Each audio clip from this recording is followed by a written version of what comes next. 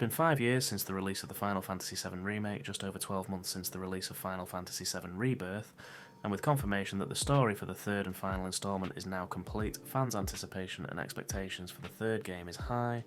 Join me in this video as we dive into what's next for the Final Fantasy Remake Part 3, where we will be looking at speculation from fans and potential leaks, plus confirmed details from the development team at Square Enix. The first two installments of the Remake trilogy have been met with mostly positive reactions from both fans of the series and newcomers alike. However, with sales of the second installment, Final Fantasy Rebirth, falling below that of expectations set by Square Enix, the development team will need to rise to the challenge of meeting fan expectations by maintaining the essence of the original game whilst implementing innovative techniques to draw in players who may not be familiar with the series, thus creating something that feels both nostalgic yet new. The devs' ability to innovate while preserving the original's essence will be crucial in determining the success of Final Fantasy Remake Part 3,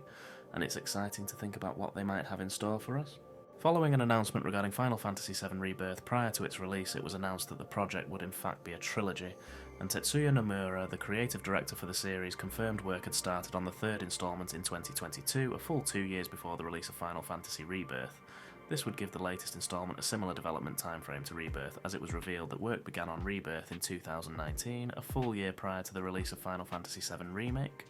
While it has been confirmed that the plot and script for the game has been completed and that development is progressing without delay, it is difficult to ascertain exactly how far into the development process the game currently sits. However, since it was previously confirmed again by Nomura some months ago in the Final Fantasy VII Rebirth Ultimania that voice recording would begin in the near future, it is likely safe to assume that this at least is now well underway. Director Naoki Hamaguchi has previously hinted that certain elements of the game may be adjusted based on the sentiments of fans, and whilst reviews for the conclusion of Final Fantasy VII Rebirth being mostly positive, he has hinted that certain changes may be made based on the feedback they receive. It has also been confirmed by Nomura that whilst the game does lead on from Rebirth, the currently unnamed title can also be enjoyed by those who have not played previous installments, which suggests a certain level of world building separate to that which has already been achieved in both the Remake and Rebirth.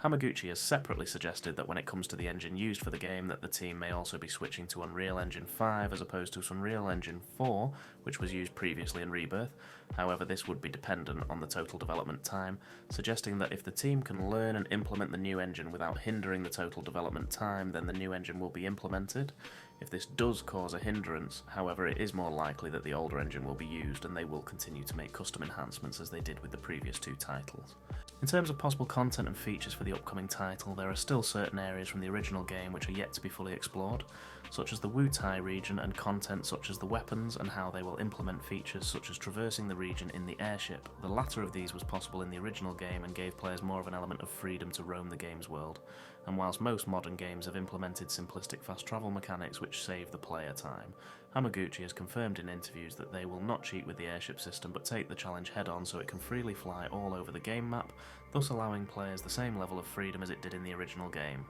With regards to other elements such as the region of Wutai, it was previously confirmed that the region would not feature directly in the second installment, and would instead be saved for the third. This follows the same mantra of the previous remake titles, in that whilst events from the original game will still be taking place, this may not be the order seasoned players would initially expect.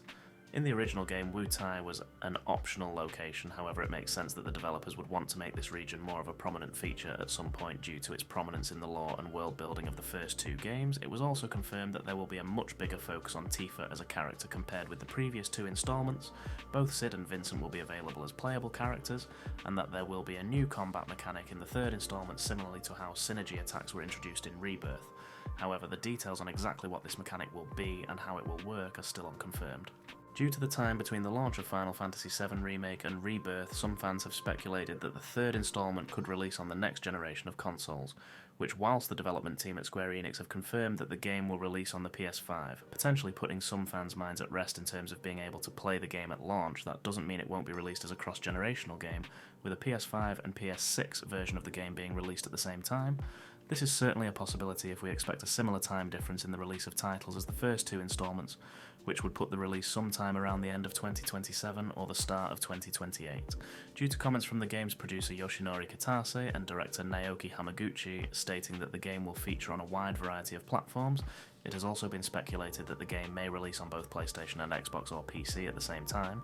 rather than being a timed exclusive, which, if we were to go off of previous launches, may seem incredibly unlikely.